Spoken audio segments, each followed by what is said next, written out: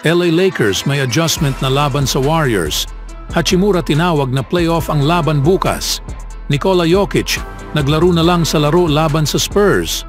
At Stephen Curry may salita bago harapin ang Lakers. Ngunit bago ang lahat, kung gusto nyo ng matibay na basketball shoes, New Curry 11, mabibili lamang sa halagang $2,999. Click lamang ang link sa comment section or bisitahin lamang ang teffen.com for more high-quality shoes. Ang paghahanda para sa NBA playoffs ay mas umiinit para sa Los Angeles Lakers forward na si Rui Hachimura. Ang nalalapit na laro laban sa Golden State Warriors ay higit pa sa isang regular season encounter. Ito ay isang sulyap sa intensity at stakes ng playoffs.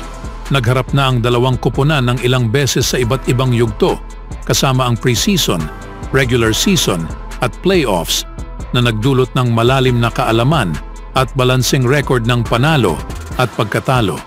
Magiging malaking laro ito, halos isang playoffs, sabi ni Hachimura. Marami na kaming laban, pakiramdam ko ang preseason, playoffs at regular season na mga laro, lahat iyon. Kaya kilala na namin ang isa't isa.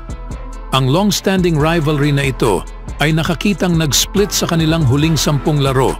Kaya ang kanilang susunod na pagtatagpo ay mahalaga sa season. May kaunting advantage ang Lakers laban sa Warriors sa Western Conference standings. Isang pangunguna na nais nilang palawakin upang masiguro ang isang favorable position para sa paparating na laban sa playoffs. Sino ang mas nagnanais? Tanong ni Hachimura. Kailangan naming ipakita ang emosyon at subukan itong kunin bukas. Ang parehong koponan ay hanap na makabounce back mula sa kamakailang mga pagkatalo kung saan ang Lakers at Warriors ay nagdurusa sa mga pagkatalo sa Kings at Mavericks respectively. Kasama ang playoff seeding na nakalinya. Nakatuon ang coach ng Lakers na si Darvin Ham sa isang buo at malakas na koponan ng Warriors dahil malaking chance na babalik ang mga stars na sina Stephen Curry at Draymond Green mula sa kanilang mga injury. Naghahanda kami dahil parang sila ay maglalaro, sabi ni Ham. Nagpapahiwatig sa isang estratehiya ng kahandaan para sa mga pangunahing manlalaro ng Warriors. Sa kasunod sa kanilang pagkatalo sa Kings, nakatuon ang Lakers sa mga internal discussions at strategy adjustments na may layuning itama ang mga pagkakamali at pagpabuti sa kanilang laro.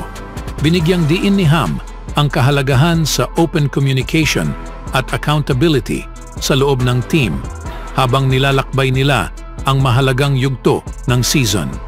Maraming dialogo mula sa ilang iba't ibang tao, paliwanag ni Ham. Sa tingin ko, iyon ay maganda. Ito ay napakahalaga. Ito ang dahilan kung bakit naging maayos ang aming pagtugon sa ilan sa mga nakakadismayang pagkatalo. Pumapasok kami at tinitingnan namin ito ng diretso sa mukha. Nilalagay namin ang aming mga sarili sa salamin, mga coach at players at tinitingnan kung paano kami magiging mas mahusay. Sa paghahanda ng Lakers at Warriors para sa kanilang showdown, hindi lamang may kahalagahan ng laro para sa kanilang kasalukuyang posisyon sa season standings, kundi nagtatakda rin ito sa potential playoff encounter. Patuloy na lumalakas ang rivalry na nagdaragdag ng bagong kabanata sa kanilang makasaysayang competition.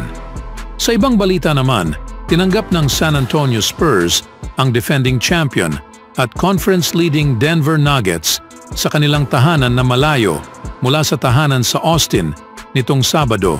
Ngunit hindi nagbigay ng parehong sigla ang Moody Center na ibinigay ng Frostbank Center.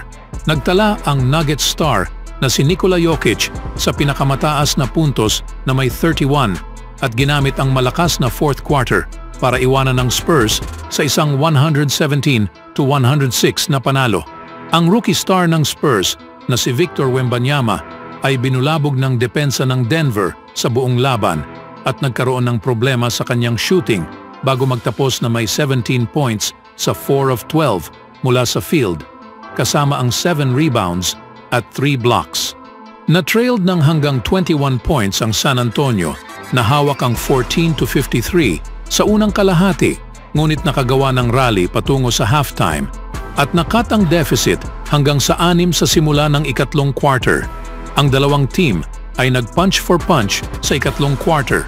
Ngunit nahirapan na ang Spurs matapos na ilapit nila ang score sa 4-point deficit.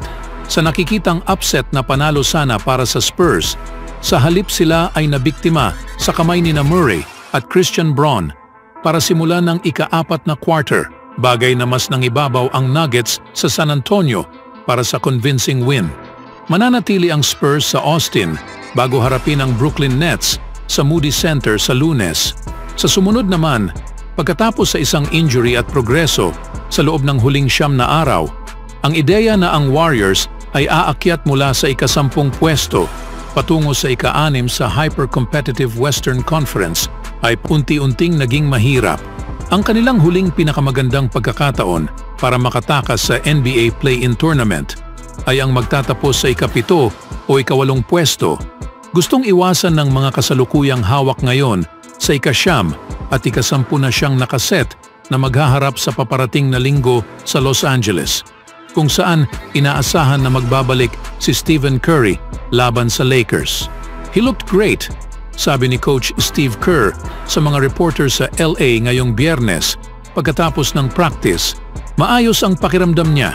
Si Curry ay umalis sa practice na may optimismo tungkol sa pagtanggap na pahintulot na makapaglaro sa Crypto.com Arena.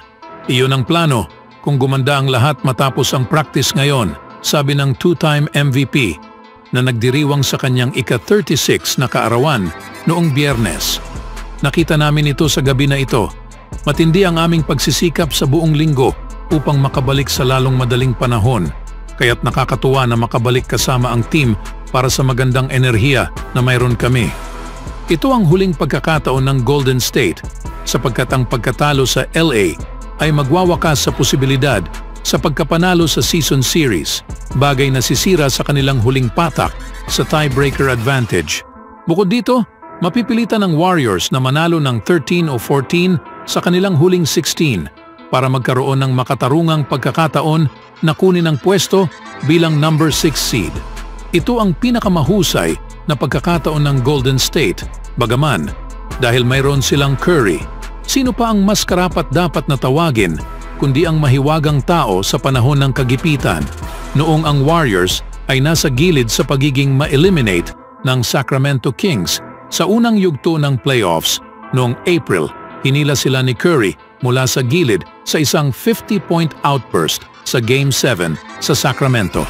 Kapag hinaharap nila ang posibilidad sa isang laro mula sa elimination laban sa Celtics noong 2022 NBA Finals, nagbigay ng tulong si Curry sa isang 43-point gem sa Game 4 na pinalalakas ang boses sa malakas na masa sa Boston at nagpadala ng malamig na simoy na hangin sa New England sa gitna noong Hunyo.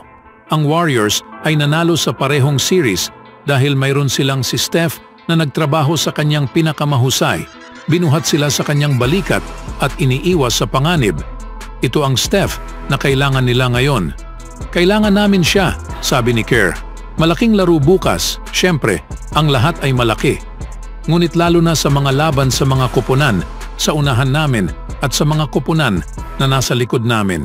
Kaya't masayang-masaya akong makabalik si Steph at mayroon kaming buong team bukas. Sana maging kompleto na kami ngayon sa natitirang bahagi ng season.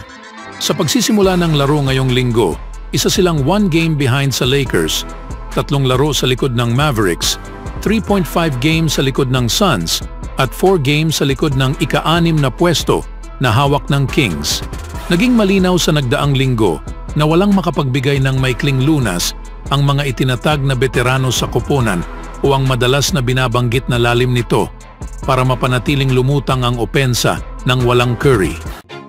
Always do it on my own, so I gotta get through it. And the only thing I know is to love what I'm doing. Never give up, never slow, till I finally prove it. Never listen to the no's, I just wanna keep moving. Keep my head up when I act, head up, that's a fact. Never looking back, I'ma keep myself on track.